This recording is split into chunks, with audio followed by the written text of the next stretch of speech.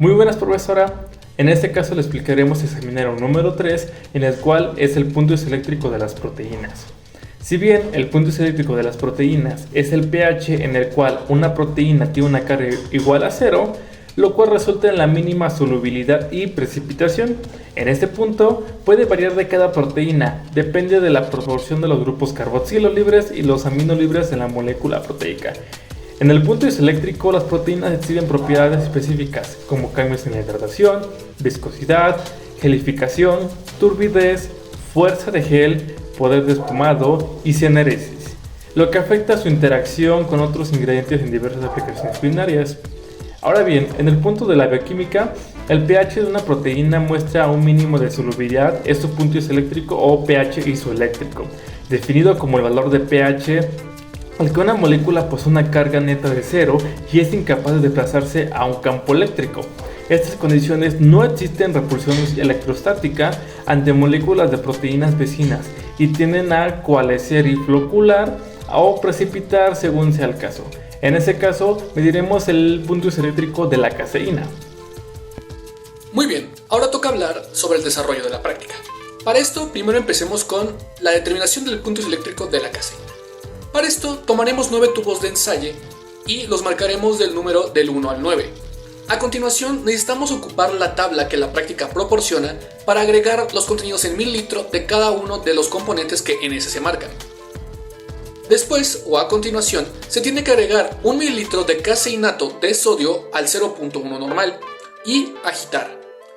Se tiene que agitar muy vigorosamente. Esto es para que se empiece a notar tanto la nebulación como la precipitación de la mezcla. Para la determinación del punto isoeléctrico de la gelatina se tienen que seguir pasos muy similares al paso anterior. Nuevamente tenemos que enmarcar del 1 al 9 tubos de ensayo y agregar los mililitros de los contenidos de la tabla que la misma proporcione. Entonces, después de eso hay que mezclar muy bien los contenidos en cada tubo de ensayo y sin embargo en esta ocasión hay que desechar la mitad del contenido, esto tiene que ser un aproximado. Para el tubo número 5 se tienen que agregar de 5 a 8 mililitros de alcohol etílico. Después de observar su turbidez se tiene que repetir el mismo proceso de agregar alcohol etílico en mismas proporciones para los demás tubos y observar de nuevo su turbidez.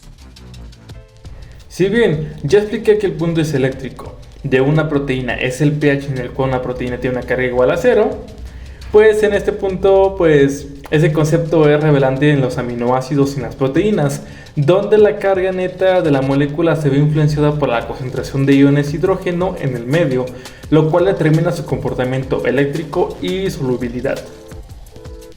En el caso de la caseína, su punto isoeléctrico es de 4.6. Este valor representa el pH en el cual una proteína tiene una carga neta igual a 0, como ya lo he estado explicando en puntos anteriores, lo que resulta su solubilidad debido a la reacción de repulsiones intermoleculares, lo que lleva a la precipitación de la caseína. Si bien la caseína, al encontrarse en un medio de pH igual a su punto isoeléctrico, pierde su carga y se precipita, formando una masa blanca conocida como caseína ácida. Mencionando las características de la gelatina, podemos encontrar que su punto isoeléctrico es alrededor de 5 y esta se caracteriza por su capacidad de formar geles, su baja capacidad para formar espumas y su contenido de aminoácidos, como la glicina, protina e hidroxiprolina. Estas propiedades físico-químicas incluyen su capacidad para retener agua y formar geles termorreversibles. Ahora bien, pasamos a un punto en el que explicamos por qué se utiliza el ácido acético en nuestra práctica.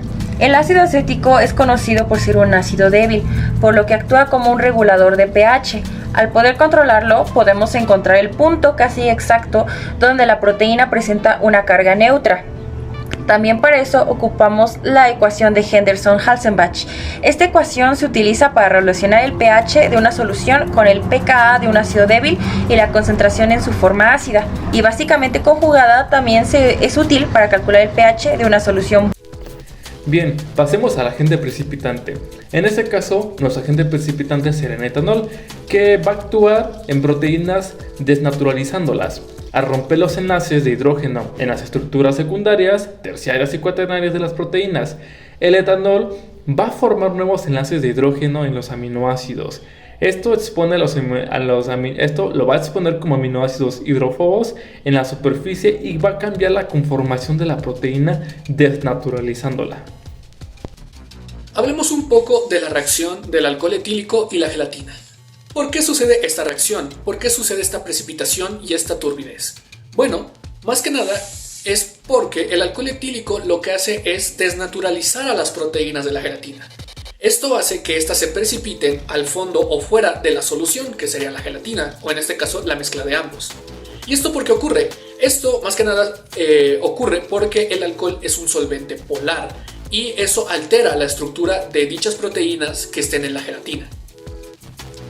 Ahora bien, algunas interrogantes de nuestra práctica acerca del punto isoeléctrico de las proteínas son las siguientes. Los tipos de caseína presentes en la leche. Los tipos de caseína pueden ser el alfa S1, alfa S2, beta, kappa, beta, entre otras, y cada una tiene proporciones específicas y diferentes. Ahora bien, hablando de sus características de la caseína de la leche, podemos encontrar que tiene propiedades estructurales globulares, que le permiten formar estructuras micelares estables con el calcio y con el fósforo, siendo desnaturalizable en un pH ácido. Su punto isoeléctrico puede variar entre 4.6 y 5.2.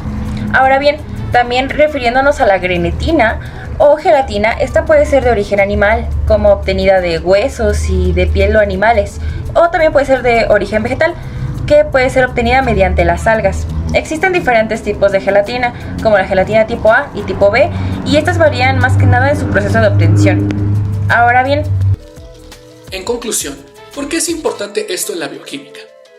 El punto isoeléctrico, como bien conocemos, es el valor del pH en donde las proteínas tienen una carga neta. ¿Esto a qué equivale? Esto significa que, por ejemplo, para la caseína, su punto isoeléctrico es el valor de 4.7 aproximadamente.